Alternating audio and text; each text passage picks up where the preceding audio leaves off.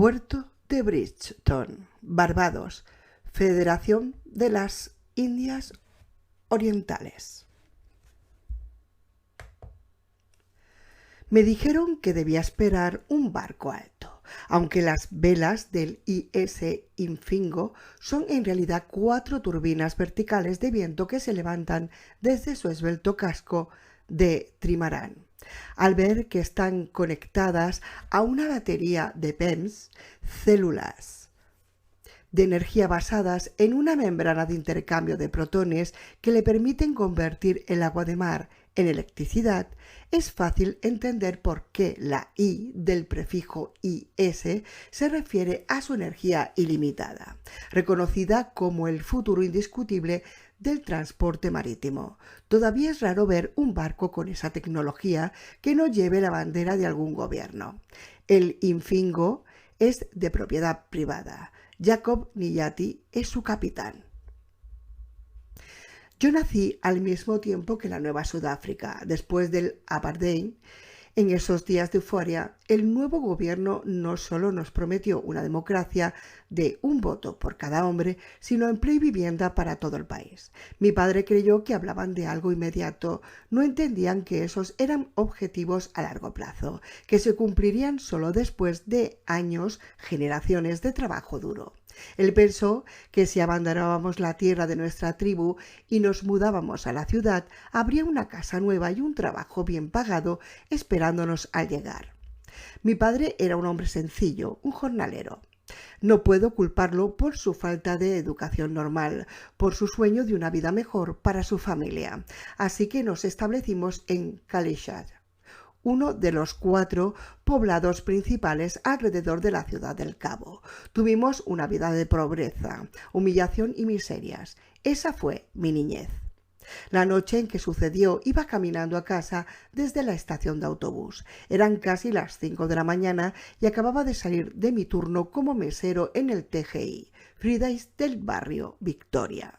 Había sido una buena noche, las propinas fueron grandes y las noticias del campeonato de las 3 naciones eran motivo suficiente para que cualquier sudafricano se siente como de 3 metros de altura. Los Springboks habían barrido a los All Blacks otra vez. Él sonríe al recordarlo. Quizá esos pensamientos me distrajeron al principio o quizá estaba un poco cansado, pero recuerdo que mi cuerpo reaccionó instintivamente incluso antes de escuchar los primeros disparos. Las balaceras no eran raras, no en mi barrio y mucho menos en esos días. Una pistola por cada hombre. Ese era el eslogan de mi vida en Kalishat.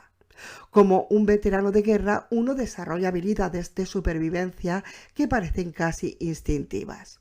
Las mías eran afiladas como una navaja. Me agaché, traté de ver de dónde venía el sonido y al mismo tiempo busqué la superficie más dura para resguardarme. Casi todas las casas eran chozas improvisadas con pedazos de madera y latas dobladas, o simples láminas de plástico amarradas a unos postes que apenas si se sostenían. El fuego arrasaba con esos tugurios al menos una vez cada año, y las balas pasaban a través de ellos como si no hubiese más que aire. Salí corriendo y me oculté tras una barbería que habían construido usando un contenedor de mercancía del tamaño de un auto grande. No era lo mejor, pero serviría por algunos segundos, lo suficiente para tranquilizarme y esperar a que terminara el tiroteo. Solo que no acabó. Pistolas, escopetas y ese golpeteo que nunca olvidaré, el ruido que te indica que alguien por ahí tiene un Kalashnikov. Estaba durando demasiado como para ser una simple barrida de una pandilla. Luego siguieron las voces, gritos. Comencé a oler humo. Escuché el sonido de una multitud. Me asomé por una esquina. Docenas de personas, casi todos en pijama y todos gritando. ¡Corran! ¡Salgan de aquí! ¡Ahí vienen! A mi alrededor comenzaron a encenderse las luces y a asomarse rostros en todas las chozas. ¿Qué está pasando?, preguntaban. ¿Quién viene? Eso eran los más jóvenes. Los viejos simplemente comenzaron a correr. Tenían un instinto de supervivencia diferente, un instinto que nació cuando ellos eran esclavos dentro de su propio país. En esos días todo el mundo sabía a quiénes se referían. Cuando alguien decía «ahí vienen» y si ellos venían, lo único que se podía hacer era correr y rezar. ¿Usted salió corriendo? No pude. Mi familia, mi madre y mis 2 hermanas vivían solo a unas puertas de la estación de radio Cibonelle, justo de donde venía toda esa gente. No estaba pensando con claridad. Fui un estúpido, debí darme la vuelta y encontrar un callejón o una calle desierta. Traté de pasar a través de la multitud, empujando en la dirección opuesta. Pensé que podría pasar si me quedaba pegado a las paredes de los tuburios. Me empujaron dentro de uno, contra una de las paredes de plástico, la cual me envolvió mientras toda la estructura colapsaba sobre mí. Estaba atrapado, no podía respirar. Alguien me pasó por encima y me golpeó la cabeza contra el suelo. Logré librarme, rodando y revolcándome hasta salir a la calle. Todavía estaba tendido cuando los vi. 10 o 15, unas siluetas frente a los fuegos de las casas incendiadas. No pude ver sus caras, pero sí escuchaba sus gemidos. Se acercaban a mí cojeando, con sus brazos levantados.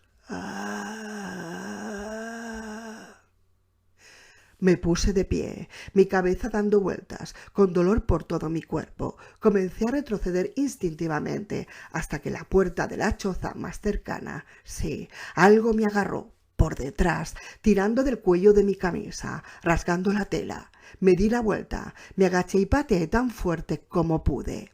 Era grande, más grande y pesado que yo, por muchos kilos, y un fluido negro se deslizaba por el frente de su camisa blanca. Tenía un cuchillo clavado en el pecho, justo entre las 2 costillas y hundido hasta en el mango. La tela de mi camisa, que estaba atorada entre sus dientes, cayó al piso cuando volvió a abrir la boca. Gimió y me atacó. Yo traté de esquivarlo. Me agarró por la muñeca. Sentí como crujía y el dolor recorrió todo mi cuerpo. Caí de rodillas. Traté de rodar y quizá derribarlo. Mi otra mano tropezó con una cacerola de metal muy pesada. La agarré y lo golpeé con fuerza, directo en la cara. Lo golpeé una y otra vez, hundiéndole la cabeza hasta que el hueso se partió y sus sesos se regaron por el suelo. Cayó a un lado. Logré liberarme justo en el momento en que otro de ellos aparecía por la entrada. Esta vez la débil naturaleza de la construcción fue mi ventaja. Le di una patada a la pared para abrirme paso, saliendo de allí mientras toda la choza se venía abajo. Corrí sin saber hacia dónde iba. Estaba en una pesadilla de chozas, fuego y manos que pasaban a mi lado tratando de agarrarme.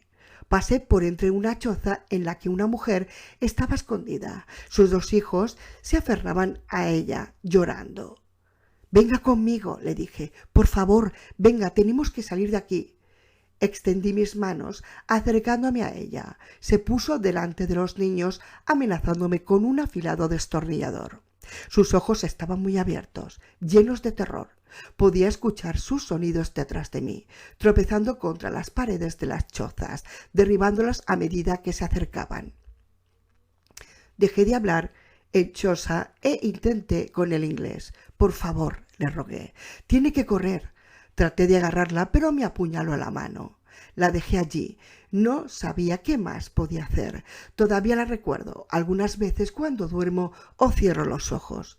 Algunas veces veo a mi madre en su lugar y en vez de los niños que lloran, veo a mis hermanas. Vi una luz frente a mí, brillando a través de las grietas y los agujeros de las chozas, y corrí tan rápido como pude, tratando de llamar a alguien. Me faltaba el aliento. Pasé a través de la pared de una choza y de pronto me encontré con un espacio abierto. Las luces me cegaban. Sentí que algo chocaba contra mi hombro. Creo que me desmayé antes de llegar al suelo. Desperté en una cama del hospital Grote Sure, nunca había estado en un pabellón de recuperación como ese. Estaba todo tan blanco y limpio y creí que estaba muerto. Estoy seguro que los medicamentos ayudaron con esa sensación. Nunca antes había probado ningún tipo de droga y ni siquiera había bebido alcohol. No quería terminar como tantas personas de mi barrio, como mi padre. Toda mi vida había tratado de mantenerme limpio, pero la morfina o lo que sea que me inyectaron se sentía deliciosa. No me importaba nada más. No me importó cuando me dijeron que la policía me había disparado por error. Vi cómo sacaban a toda prisa al hombre de la cama de al lado, tan pronto como dejó de respirar. No me interesó lo que dijeron sobre un brote de rabia. ¿Quién estaba hablando de eso? No lo sé. Como ya le dije, estaba volando más alto que las estrellas. Solo recuerdo que había voces en el pasillo afuera de la sala, voces que gritaban y discutían. «Eso no es rabia», gritó uno de ellos. «La rabia no le hace eso a la gente». Luego, alguien más. «Sí, bueno, entonces, ¿qué diablo sugieres?» «Tenemos 15 más en el piso de abajo. ¿Quién sabe cuántos más quedan ahí fuera?» Es gracioso. Repaso esa conversación todo el tiempo en mi cabeza, lo que debería haber pensado, sentido o hecho. Pasó mucho tiempo hasta que volví a estar sobrio, hasta que desperté y tuve que enfrentar la pesadilla.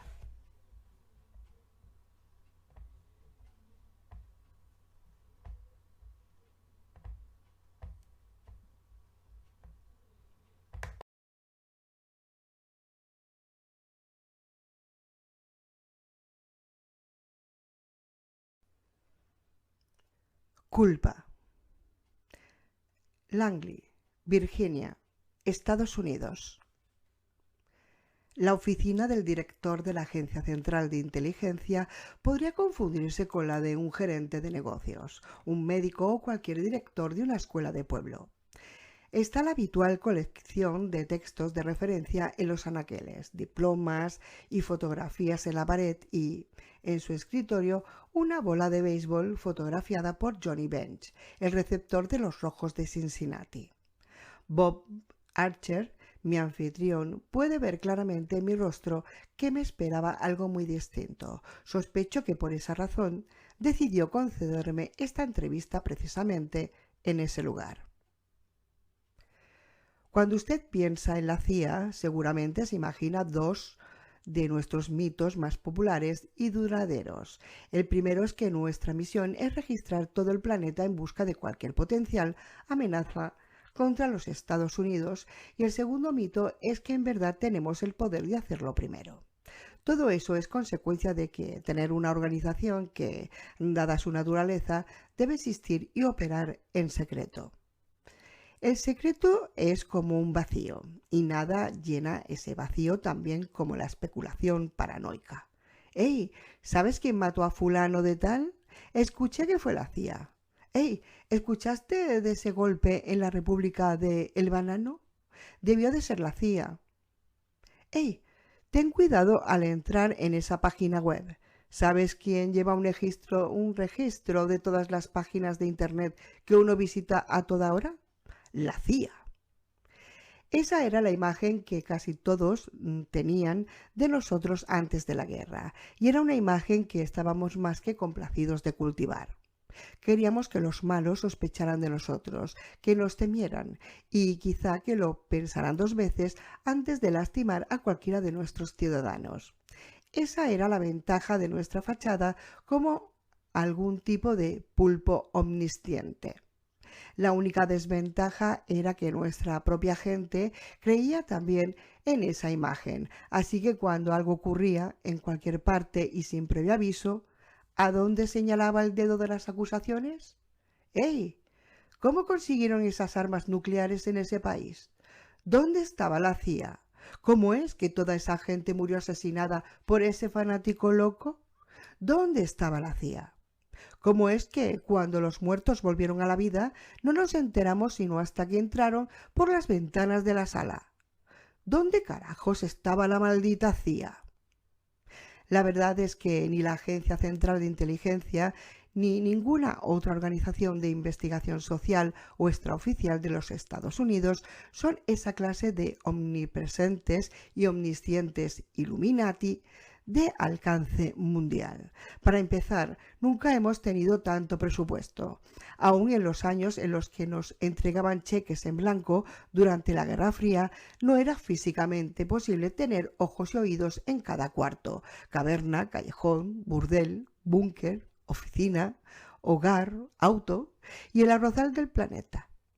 No me malentienda, no estoy diciendo que éramos impotentes, y quizás sí podamos darnos crédito por muchas de las cosas que nuestros fanáticos y detractores han sospechado a lo largo de los años, desde Pearl Harbor hasta el día antes del Gran Pánico. Tendríamos que haber sido una organización no solo más poderosa que todos los Estados Unidos, sino mayor a todos los esfuerzos combinados de la raza humana.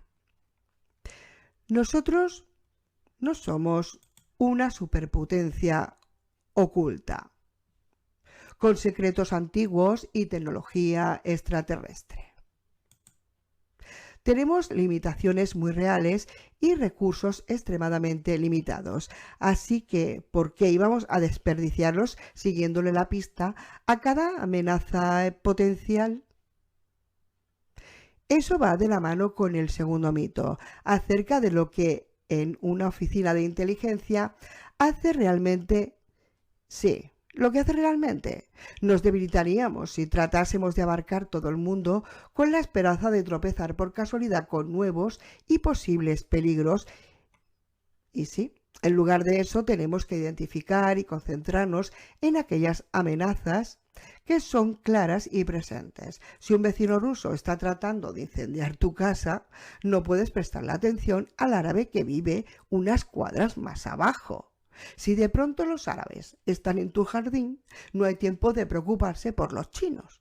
Si un día los comunistas chinos aparecen en tu puerta con una orden de desalojo en una mano y un cóctel molotov en la otra, lo último que se te pasará por la mente será mirar por encima de sus hombros, por si acaso pasa un muerto viviente.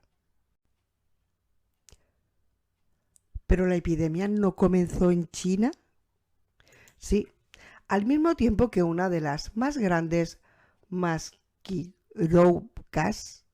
en la historia del espionaje moderno. Disculpe. Un engaño, una fachada. La República Popular sabía que era nuestro principal objetivo de vigilancia. Sabían que no podrían ocultar sus barridas de seguridad y salud, y se dieron cuenta de que la mejor manera de enmascarar lo que estaban haciendo era ocultarlo a plena vista. En lugar de mentir sobre las redadas, mintieron sobre la causa de las mismas. ¿La operación contra los disidentes? Mucho más que eso. Todo el asunto de las revueltas en Taiwán, la victoria del Partido Nacional Independentista de Taiwán, el asesinato del ministro de Defensa de la República, la compra de armas, las amenazas de guerra, todas esas demostraciones y operaciones militares fueron idea del Ministerio de Seguridad Nacional, y todo fue para distraer la atención mundial de la verdadera amenaza que se gestaba en China. ¿Y funcionó? Cada trozo de información que nos llegaba de la República Popular, las desapariciones, las ejecuciones en masa, los toques de queda, el llamado a las tropas de reserva, todo podía ser justificado como una estrategia comunista normal. De hecho, funcionó tan bien que estábamos tan convencidos que la Tercera Guerra Mundial iba a explotar en Taiwán, que retirábamos muchos agentes de inteligencia de los países en los que la amenaza de los muertos vivientes apenas comenzaba a manifestarse. Los chinos lo hicieron bien. Y nosotros muy mal. No fueron los mejores momentos de la agencia. Todavía nos estamos recuperando de las purgas. ¿Habla de reformas? No, llámenlas purgas, porque eso es lo que fueron. Cuando Joe Stalin ejecutó o arrojó en prisión a sus mejores comandantes, no le hizo ni la mitad del daño a su seguridad nacional que lo que la administración nos hizo a nosotros en sus reformas. La última guerra en Medio Oriente había sido un desastre. Y adivina a quién le echaron la culpa. Nos habían pedido que justificáramos algo que era en realidad una agenda política, y cuando esa acción se convirtió en un obstáculo político, las mismas personas que nos dieron las órdenes se mezclaron entre la multitud y nos señalaron con el dedo. ¿Quién nos dijo que debíamos declarar la guerra? ¿Quién nos metió en todo este problema? La CIA. No podíamos defendernos sin comprometer la seguridad nacional. Tuvimos que quedarnos sentados y aguantar el golpe. ¿Y el resultado? La pérdida de cabezas muy importantes. ¿Por qué iban a quedarse para ser las víctimas de una cacería de brujas política cuando podían pasarse al sector privado? Un cheque más grande, horas de trabajo decentes y quizá, solo quizá, un poco de respeto y aprecio de la gente para las que trabajan. Perdimos a unos buenos hombres y mujeres con mucha experiencia, iniciativa y una invaluable capacidad de análisis. Solo nos quedamos con las obras, un montón de eunucos miopes y sin olfato. Pero seguramente no eran todos así. No, claro que no. Algunos de nosotros nos quedamos porque de verdad creíamos en lo que hacíamos. No estábamos en esto por el dinero o por las prestaciones laborales, y ni siquiera por una ocasional palmadita en la espalda. Estábamos en esto porque queríamos prestarle un servicio a nuestro país. Queríamos que nuestra gente estuviese segura. Pero a pesar de todos los nobles ideales, llega un momento en que uno se debe dar cuenta de que la suma en dólares de toda la sangre, sudor y lágrimas es simplemente cero. Entonces usted sabía lo que estaba sucediendo. No podía. No había manera de confirmarlo, pero lo sospechaba. Tenía dudas. ¿Podría ser más específico? No, lo siento, pero sí puedo decirle que le mencioné el asunto a mis compañeros más de una vez. ¿Y qué pasó? La respuesta es siempre la misma. Es tu funeral, no el mío. ¿Y así fue? Asiente. Hablé con alguien en una posición de autoridad. Solo fue una reunión de 5 minutos, expresándole mi preocupación. Él me agradeció por haber ido y me dijo que lo revisaría pronto. Al día siguiente recibí mi orden de traslado. Buenos Aires, con efecto inmediato. ¿Alguna vez escuchó el informe Warburg Knight? Hoy sí, pero en ese entonces la copia fue entregada personalmente a Paul Knight. Iba dirigida solo para sus ojos, al director. La encontraron en el fondo del cajón de un secretario, en la oficina del FBI de San Antonio, 3 años después del Gran Pánico. Fue una gran lección en ese entonces, porque justo después de mi traslado, Israel hizo pública su política de cuarentena voluntaria. Se había acabado el tiempo para prepararse. La verdad estaba allá afuera. El asunto era quién iba a creer en ella.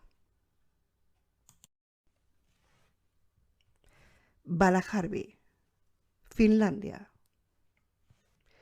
Es primavera, la estación de caza. A medida que sube la temperatura en los cuerpos de los zombis congelados, comienzan a reanimarse. Los miembros de la FN, Fuerzas del Norte, de la ONU, llegan para su barrido y limpieza anual.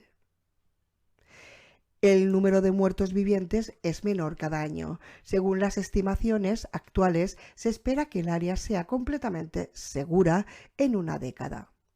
Travis de Ambrosia, comandante supremo de la Alianza Europea, está aquí en persona para supervisar las operaciones. Hay cierta suavidad en la voz del general, cierta tristeza. A lo largo de toda la entrevista lucha para mantener contacto visual conmigo. No voy a negar que se cometieron muchos errores. No voy a negar que debimos haber estado mejor preparados. Yo soy el primero en admitir que decepcionamos al pueblo norteamericano.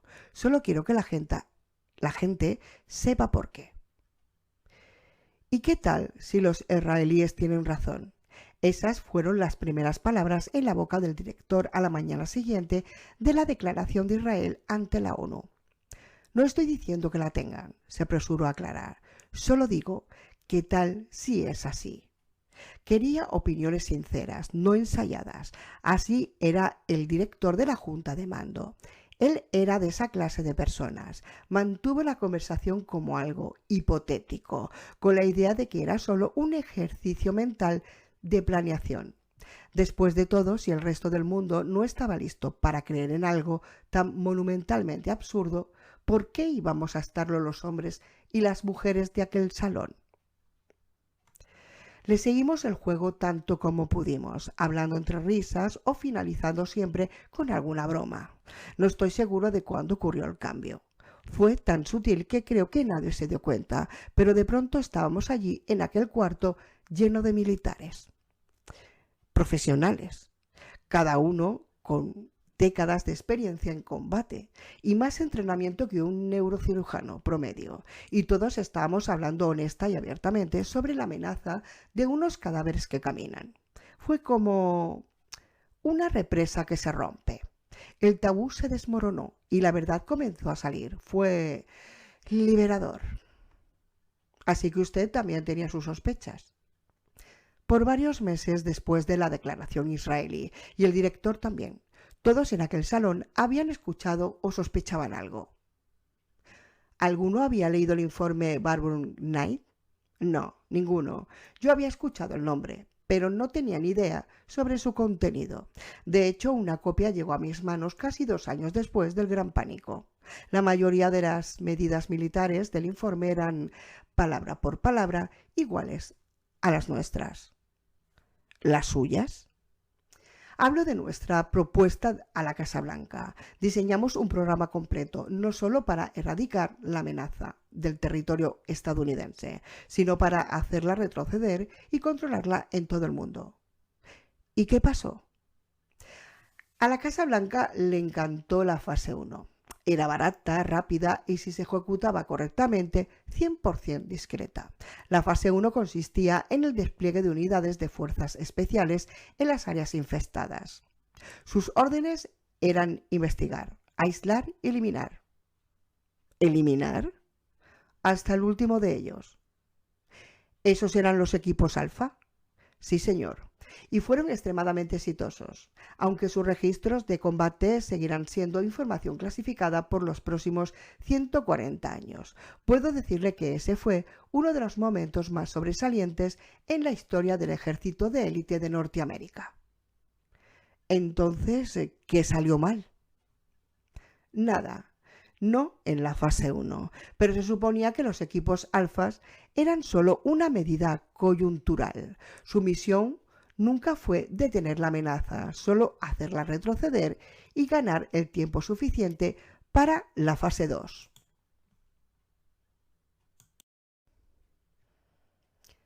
Pero la fase 2 nunca se completó, ni siquiera se inició. Y esa es la razón por la que el ejército norteamericano fue sorprendido con tan mala preparación. La fase 2 requería una enorme operación de envergadura nacional, de una magnitud que no se había visto desde los días más oscuros de la Segunda Guerra Mundial.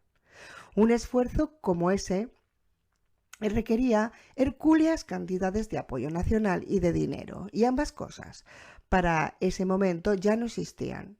El pueblo norteamericano había acabado de salir de un largo y sangriento conflicto. Estaban cansados, estaban hartos. Al igual que en los 70, el péndulo estaba oscilando de una posición de lucha a una de rencor.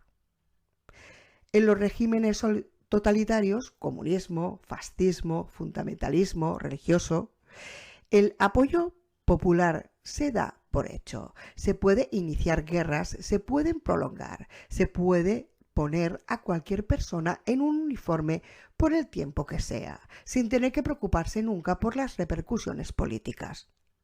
En una democracia la realidad es totalmente opuesta. El apoyo popular debe de ser administrado como un recurso extremadamente limitado. Debe gastarse con sabiduría, con mesura y tratando de obtener la mayor ganancia posible.